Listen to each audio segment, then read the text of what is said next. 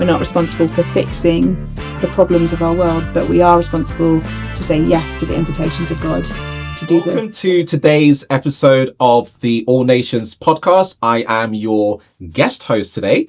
My name is Paul, standing in for Felipe because unfortunately he's not too well. We pray for a speedy recovery for him.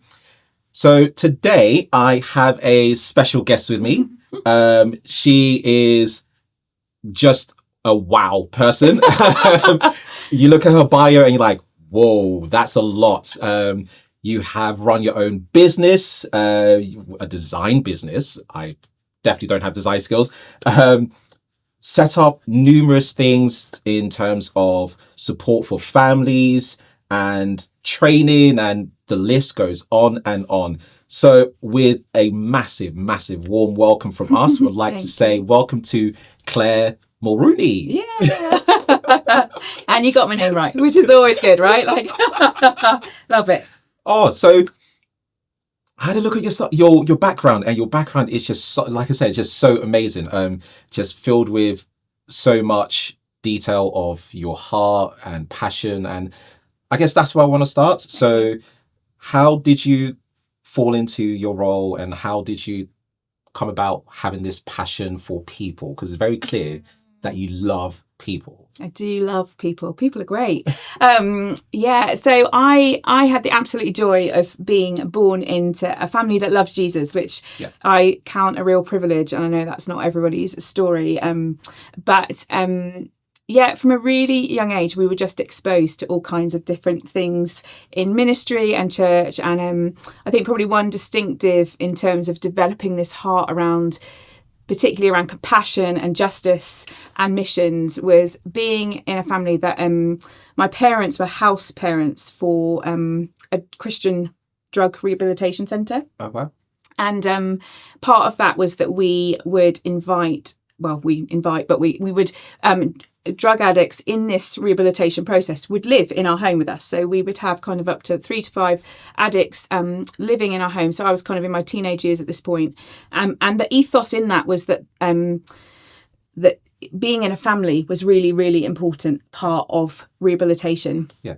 And so within that too, I think I, at a very early age and formative years, saw that the addictions of these addicts was just the fruit of brokenness, and actually behind them was a story. And where it would be easy for us to look at these types of brokenness in our world and just see the fruit and perhaps make a judgment on how that's come about. I think for me, there was something of the injustice that had happened in their story that caught my attention and made me see people, every person that I encounter, realizing that everyone is made in the image of God, and therefore there's something beautiful in each person. But also, we were in kind of missionaries were always in our house growing up.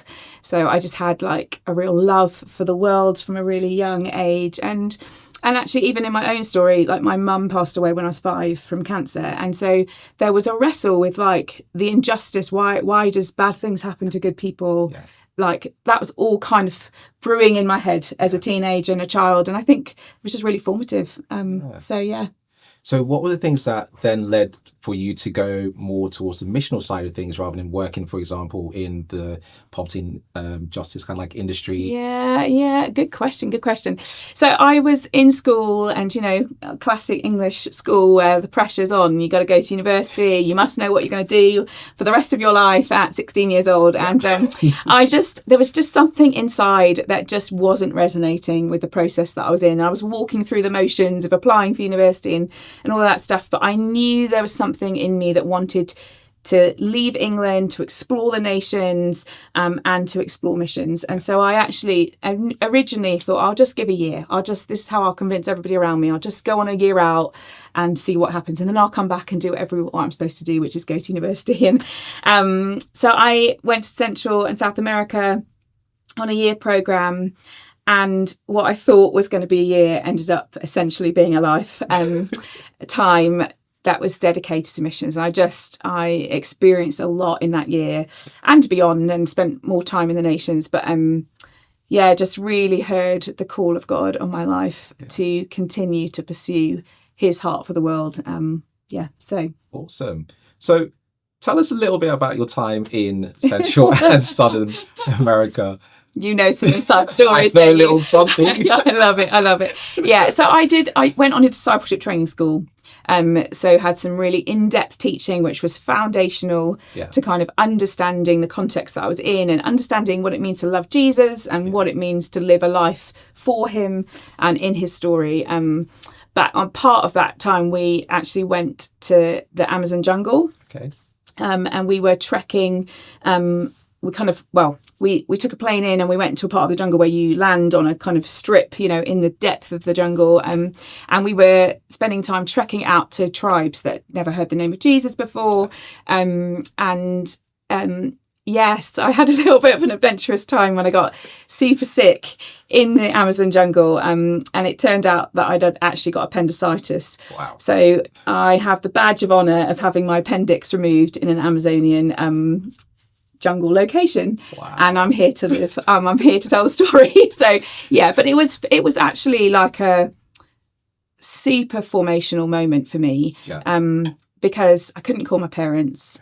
I didn't have anything, and I was faced with a reality that I either had them out in the jungle or I was going to die. Wow. And at 18 years old, I think I just experienced the Holy Spirit's presence in a very tangible way. I'm essentially alone with people from my DTS, but it was a moment of God is really real. He's very real, and he turns up in the most vulnerable moments. And suddenly I was like, you know what?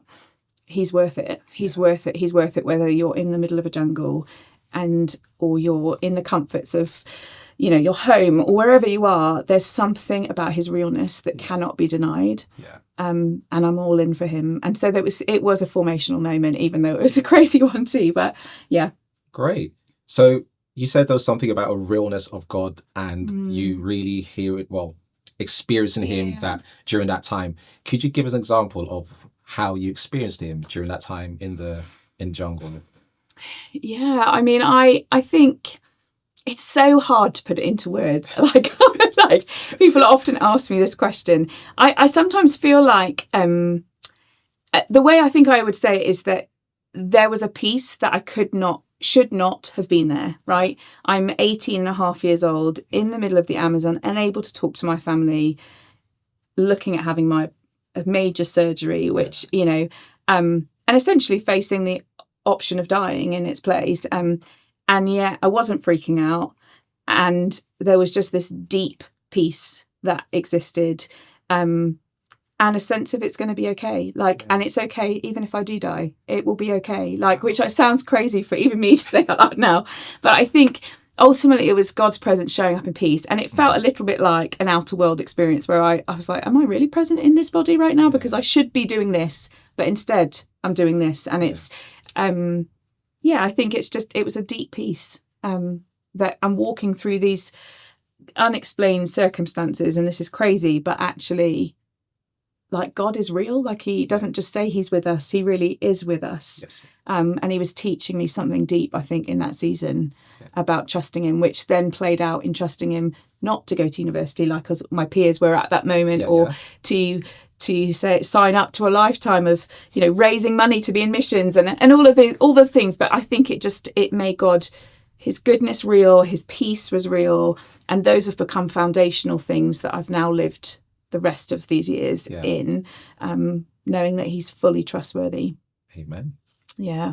So what happened then when you returned to the UK after that trip? So I came back to the UK, and coming out of that had this sense of, actually I want to be kind of be involved in God's story in missions globally. And so I came back and I ended up being full-time staff with Youth of Mission. Yeah. And starting to put myself into places of opportunity, getting training, lots of leadership development training. Yeah. What does it look like to disciple people with intentionality? Yeah. So I got involved in staffing, and then met my husband, classic YWAMer, always a good place. If you're looking for a husband, join a missions agency. No, I'm joking. But yeah, no, I met my husband and he came from the States.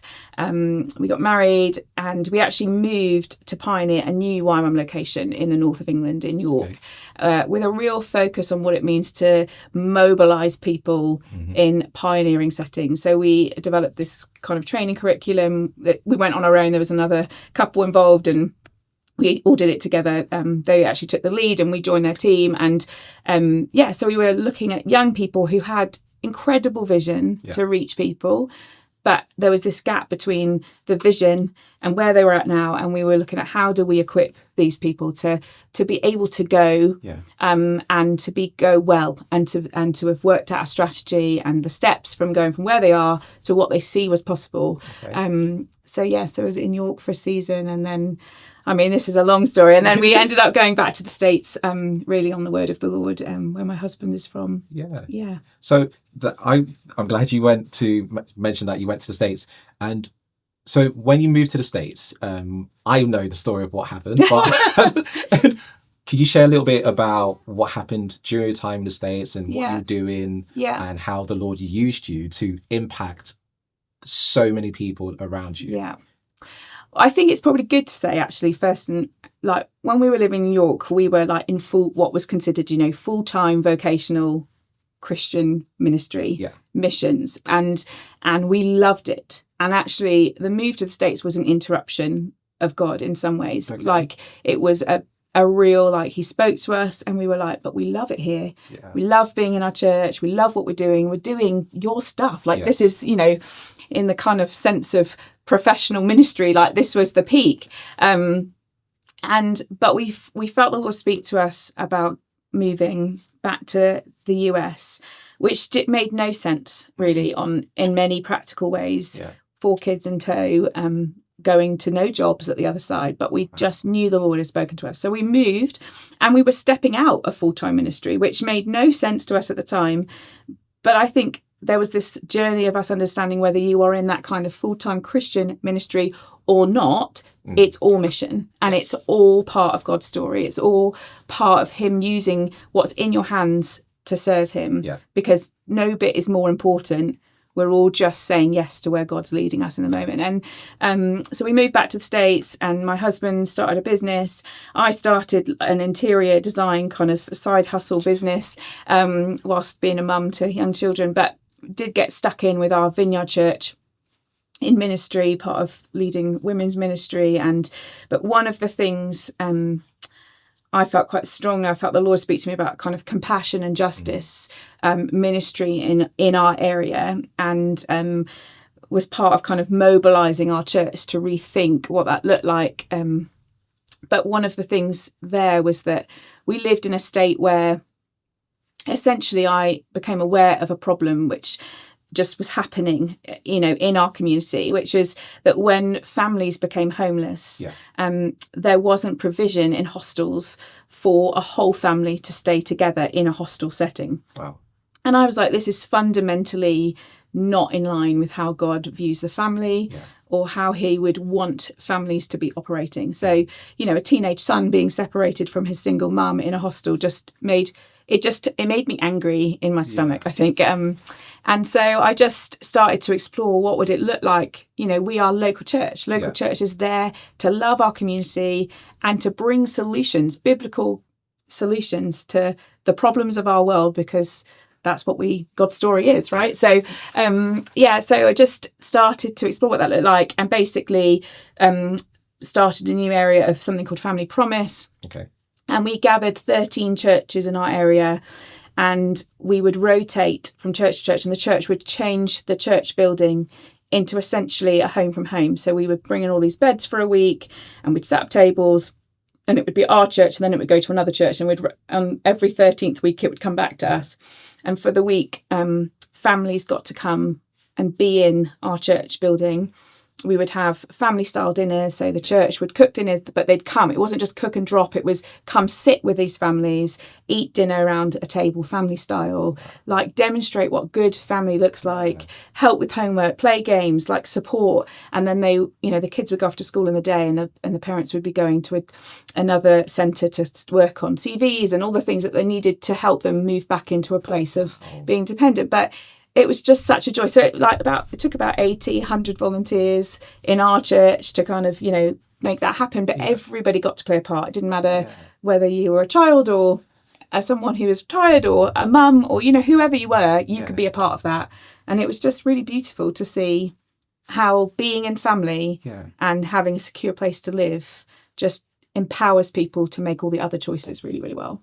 So you said you had 13 churches doing that. How difficult, easy, how much convincing did these churches need to be able to open up their doors to families come in and stay in and just turning it into a home? Yes, yeah. I mean, so it's 13 across denominations, which for me was like the dream. I'm like, I love it when you can find things that bring unity across denominations. I think we were, I think when people were awakened to the problem. Yeah. So I think a lot of people didn't even know the problem existed. Okay. And then they could see, okay, this isn't like we've got to come up with a solution all on our own. Yeah. We're doing it with other people. Okay. There are other places in the US that are doing something similar. So we were able to take what they'd learnt, and I and somebody else were coordinating across so we were doing a lot of the kind of the legwork. The logistical, like thought through lead work. But at the end of the day, it still took people to say yes. And it still kind of amazes me, actually, when I think back to it, that people actually said yes. Yeah. But I think that's what our church is here to do, right? Like, church is there not just to be a nice, comfortable place to go on a Sunday and consume, but we are there to serve and engage, both for those in our church community, but for the people around us. And that sometimes starts with the really practical, loving people where they're at. So amazing. And is it still running now? I think it is. Yeah. Wow. I think so. In different dynamics maybe, but similar. So how many years has that been going then? Oh gosh, that's a good question. This is when you're required. I mean, we moved to the States in 2012. So it's probably been about since somewhere since then. I didn't start it right away. It was probably 2015 or something like that. But Wow, that's amazing. So with that and that transforming people's lives, how long would it usually take from people coming in homeless and just in a desperate situation to then being able to move out of that situation? That's a really good question. I'm not sure that I know the exact answer. And I think, like all kind of compassion type ministry, it's never the same for every person, right? No. And there's no formula. Yeah. And it would there's so many components in that picture that breathe fruitfulness or hindrance to the situation. So I don't know that there is an exact time frame, but it definitely takes perseverance and patience and the resilience to know that not every story is a success story, so to speak.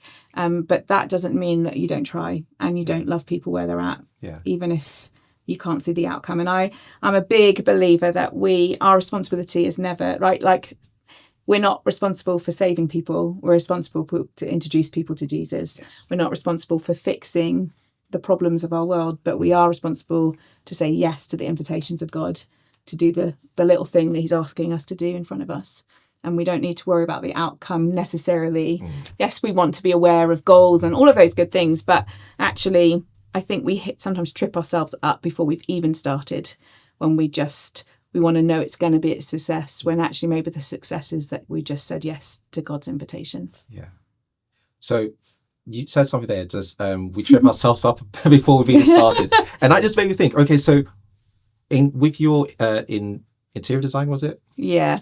What led to that being something you did? The random side hustle. Yeah. How did that come about? Because you're doing all the family stuff, you've got all the family promise and everything. How did that start, and how did that? Do you know that started with a coffee with a friend and a kitchen table?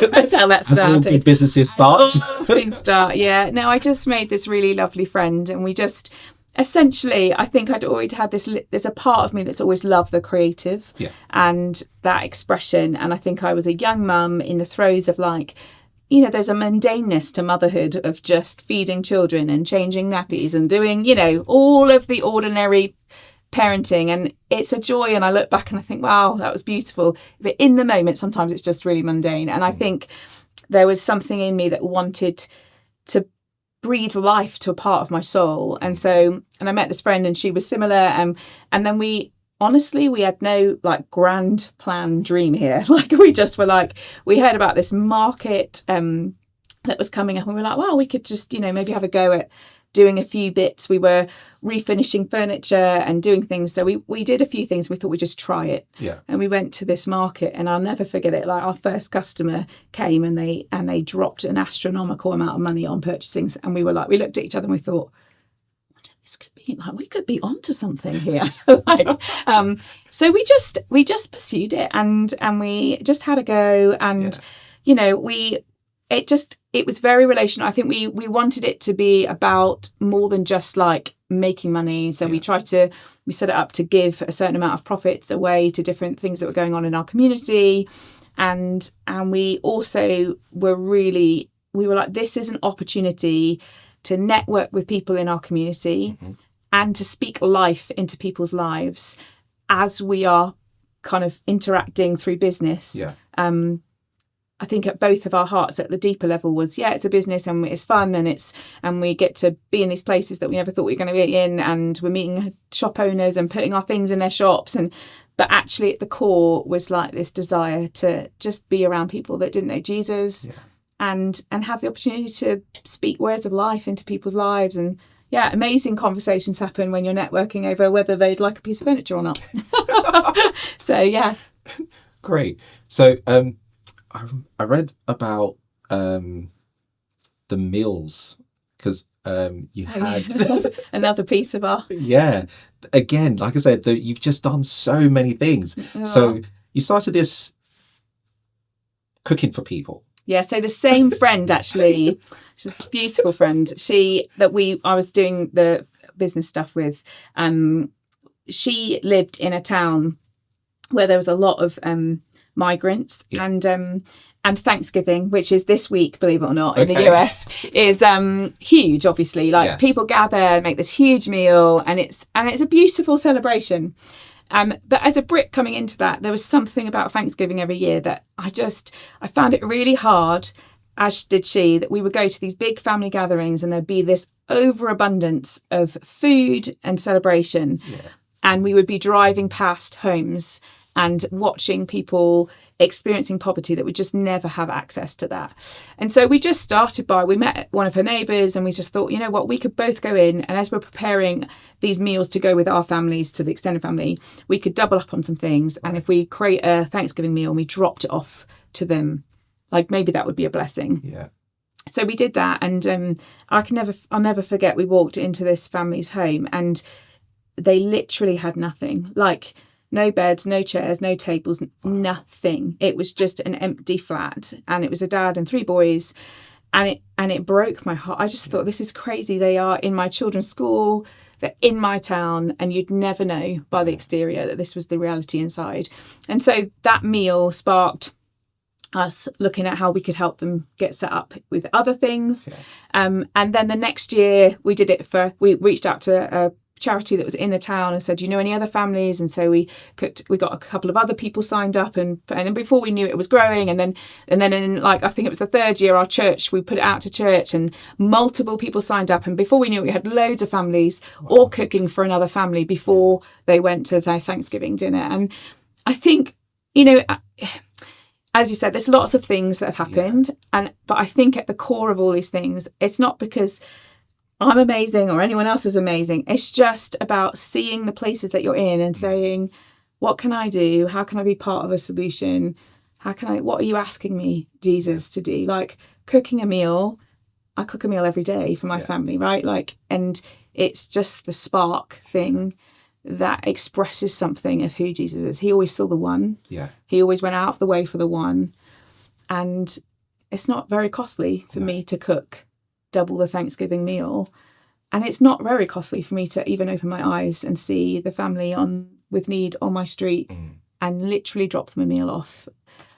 But those simple acts of obedience, before you know it, can roll, and suddenly you've sparked something and you've empowered the person next to you in church to do something, and that empowers and you mobilize people by simply saying yes to the one thing and inviting other people to join you in it. So it's really fascinating, and it sounds very much like hospitality is very much at the core of a lot of what you do, because cooking for people, inviting people in, you saw that growing up, that hospitality being shown by your parents and them opening up their homes and inviting people in, because we're invited into the kingdom. We're invited to sit at the table, and it's just so great that you've been able to emulate that whole thing of inviting people to the feast. Exactly. You're just inviting people. It's like, exactly. Wow. Yeah. That's absolutely It doesn't have to be complicated. I think that's the way of the kingdom is simple, and Jesus demonstrates it all the time. And we love to overcomplicate it, I think. Yes. Don't we? Because we're just people and we want to make it complex. But actually, anybody can do those things. Right? Definitely. I think that might be something that I really want to take from here today, that it doesn't have to be complicated. And like you were saying, we do definitely try to overcomplicate certain things. Sometimes we need the plans and everything, but of course, cooking a meal for someone is very simple and straightforward. And at this time of year as well, where there is an abundance, there's an abundance of celebrations, of families getting together. There's going to be numerous people who don't have that. So it's so great that you've been able to do that, and that's still going, and people are opening up their homes, people are opening up their hearts and just sharing. Like as Jesus says that when I was hungry, it's like, you didn't feed me or what? And it's like, well, actually, I am feeding.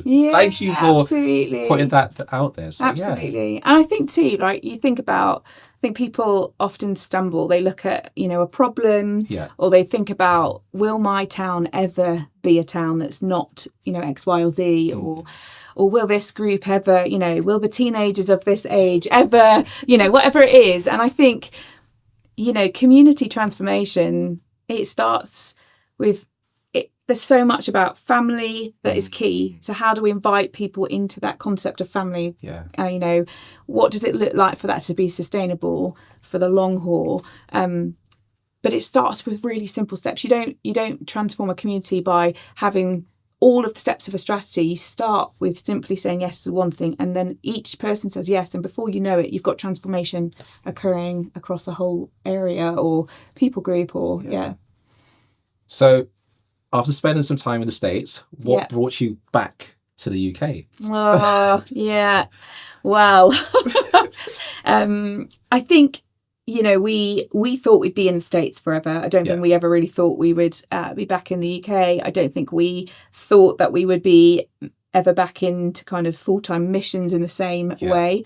And I guess my husband and I were in a season, we just had that like slightly uneasy feeling, when you're just like, something is shifting. Like we're just feeling like we need to ask questions of the Lord. Like what is it that we're supposed to be stepping into, or what are you doing right now? We just know there's something, but we just couldn't put our fingers on it. And we went to a conference. You should never go to conferences, especially conferences with Jackie Pullinger up them. But we sat in this conference with Jackie, who is amazing, and talk about a wow person.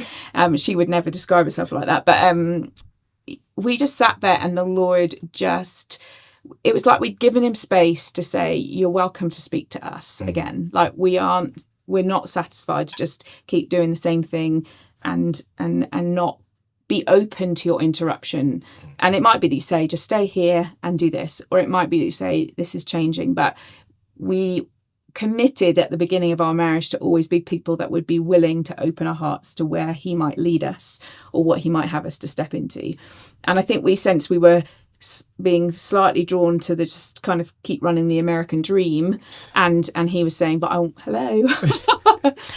So we were in this open space, and we went to this conference, and basically the Lord just broke our hearts for the nations all over again. We both love the nations, we both love missions, but it was like a reawakening of old dreams, I think. And it's a very long story, but essentially we ended up coming back into full-time missions with Youth of the Mission, this time with 4 kids in tow. It was a crazy story, actually, of how God spoke and the way like people were involved in that story, and he confirmed. And I mean, we don't have time to go into that today, but it was, if you ask God to be specific, he will be specific with you if you want him to be, like down to the way a house looks, and, you know, like crazy stuff like that. And so we raised all of our money because as missionaries in YWAM, there's no salaries. So we had to raise a whole team of supporters to support 6 of us this time. And we came back to Youth of the Mission here in Harpenden in the UK.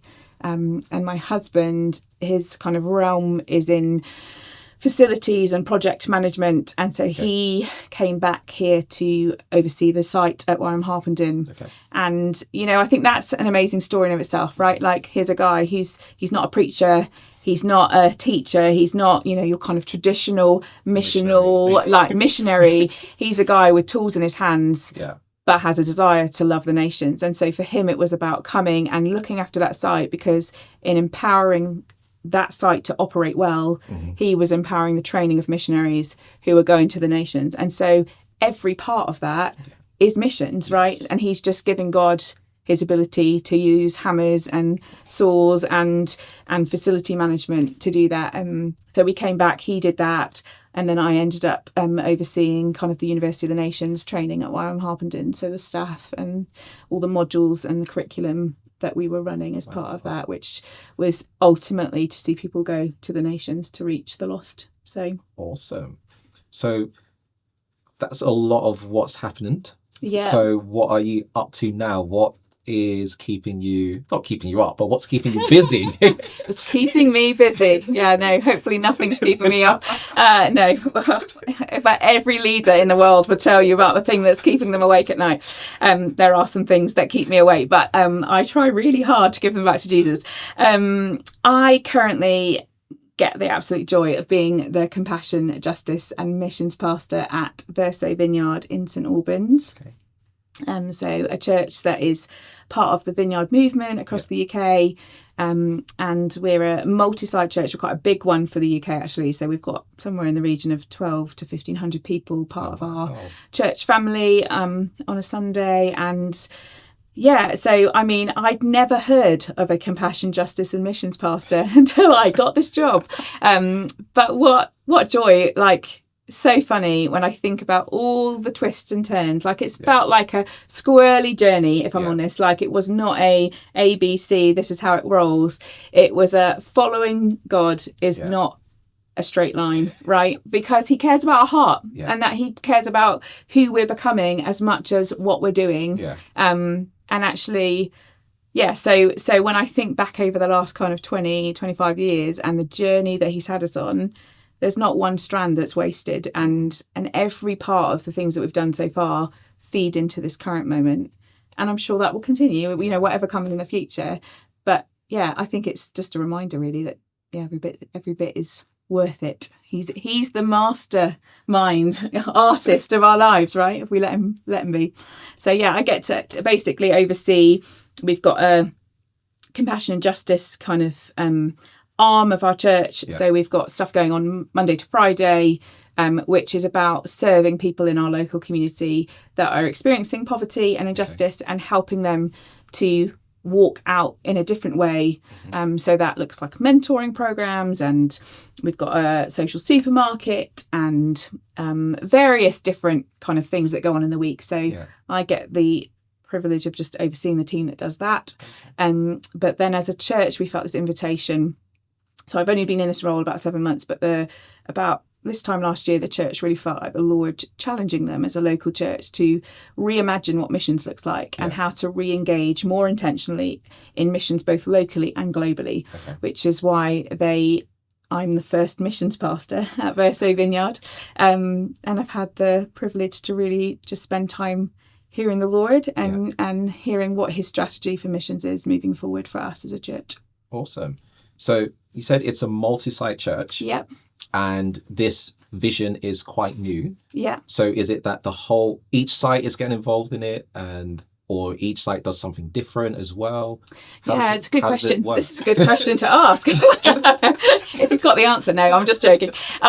It's for all of us. So Verso is we've got different sites, but we're one family. Yeah. So our sites look different. You know, they are in the context that they're in, but there's dynamics that hold us together as family. Okay.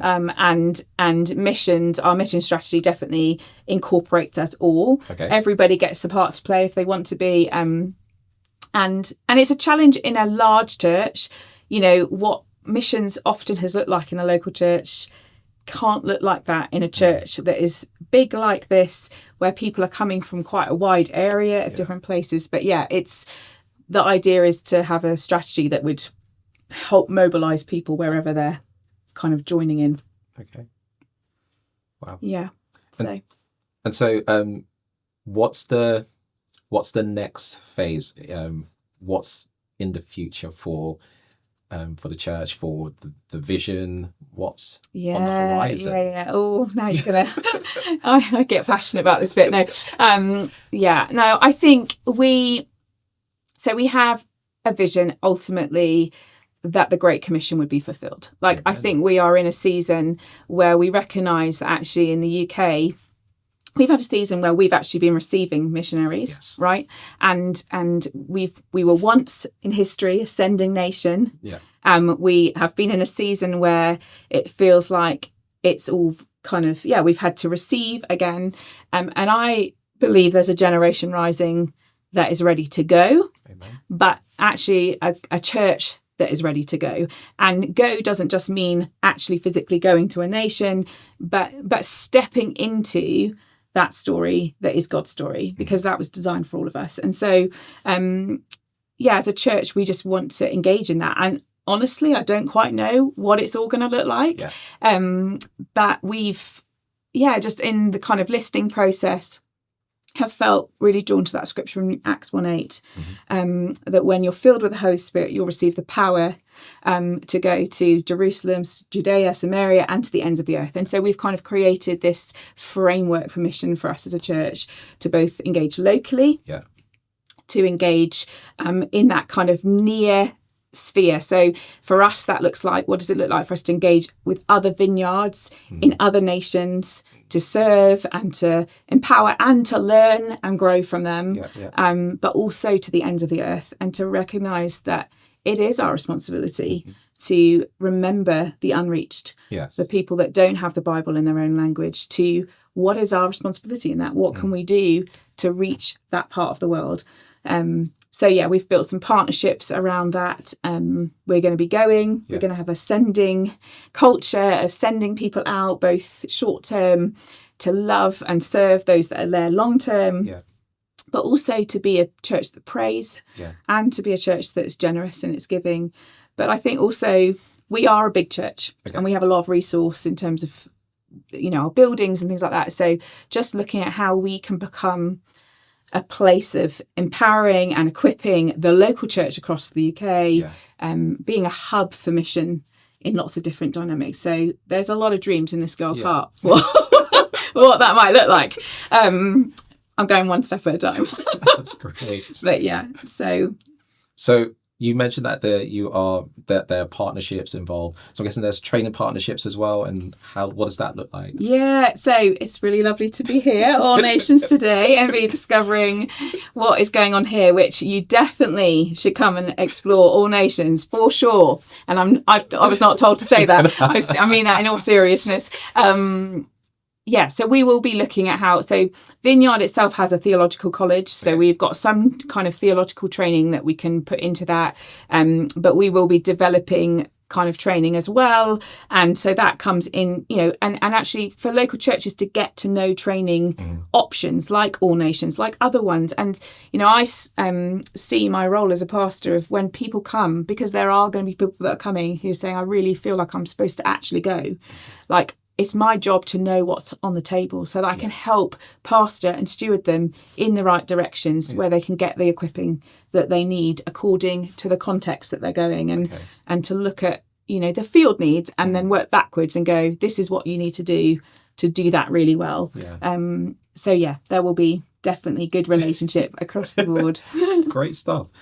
So you mentioned the vision and all the things that the church is involved in. How do you see the local church getting involved, and why is it important for the local church to be a lot more involved in mission? That is a great question.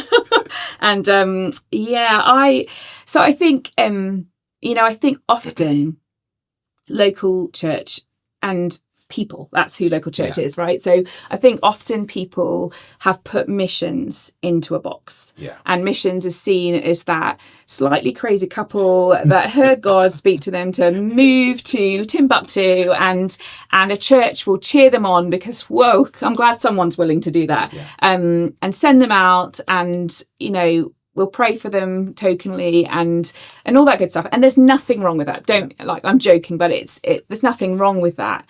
But I think the season is coming where the church has to awaken to the fact that global missions is not for a few people. It's actually for every single one of us. And it's probably helpful for me to explain why, because you're like, well, are we all called to give up everything that we know and move to a nation? No, of course we're not. But ultimately, mission is God's story, right? It started in that Garden of Eden. And then the fall happened, and then Jesus came, and the restoration story is being unfolded. And here we are in 2024. And in God, he calls us into relationship with him. And then the overflow of that is he invites us to participate in his story. And so his story is mission. And so that means that all of us, as we say yes to him, are his image bearers. We bring something of God to the world that we walk in. So we are missionaries in our workplaces. We're missionaries in the communities that we live in. And we are missionaries when we go to other nations. But there's a reality about the Great Commission being fulfilled that will never happen if the whole church doesn't awaken to God's story in the nations. And that means that it can no longer sit with just the few people that have heard God's heart for Timbuktu. So I think, as a missions pastor, my job is to help people understand the theology of mission to some level, so that they understand it, that whether they stay put in the place that they're in or not, God wants to break their heart for the nation. And I think we fear allowing our hearts being open to what he's doing in the nations because we're scared that he's going to tell us that we have to go somewhere and do something about it. Whereas actually, if our heart was awakened to the reality of the unreached, every one of us, then the unreached would start being reached, because we would be financing that stuff. We would be praying together in unity as a church. We would be sending people out. We would be looking at how we get involved in that story. And there's some remarkable statistics right now around, how many people are left in the world who don't have access to any Christian, no Bible, no Christian, no community, no church. That can't continue on our watch. And the only way that we're going to see that change is if a whole church has the heart broken, and when they do send people out, they don't forget them. They actually keep praying for them. They keep reaching out and being their friend. They keep writing and caring and treasuring and empowering and resourcing, all that good stuff. If our hearts aren't open to it, then we won't even, we fizzle out, we burn out, we forget it. It becomes old news. I think for me, I just did a mission series and I was chatting about this to our whole church. Like, we're all in this. God's heart is for the nations, and we're in it not just to kind of serve and bring a solution.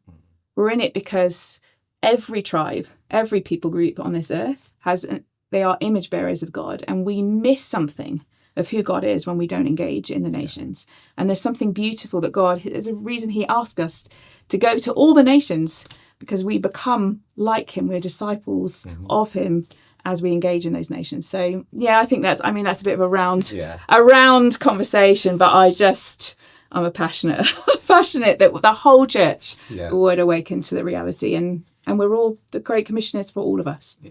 So we here in the UK, I guess we're quite blessed, fortunate, however you want to define it, that the nations have come to our doorstep. So what can people do to get involved with reaching the nations on their doorstep?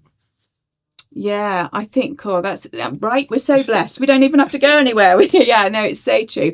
Do you know what? And I'm not an expert on this at all in terms of the practicality, but it's definitely something that I would love to see the local church engaging more in. And I think it starts with curiosity. It starts with asking questions of ourselves.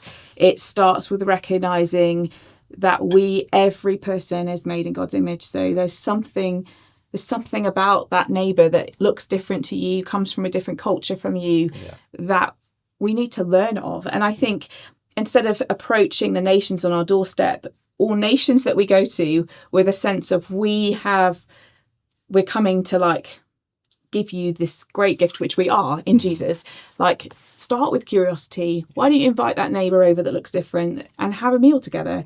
Why don't you ask them to make their cultural dinner and you get to participate in it and experience it? I think it starts simple, and it starts humbly, and it starts with just doing the one thing, and recognizing that we've got so much to learn as the Western church from the nations. And not being afraid of people that look different than us, that come from different places.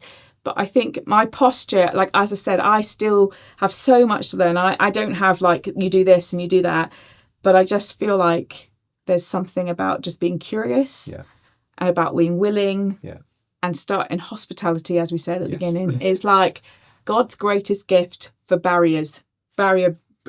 bridge building across barriers. And I'm not sure. I mean, there's so much in that realm that's to be explored, and it's not always easy, right?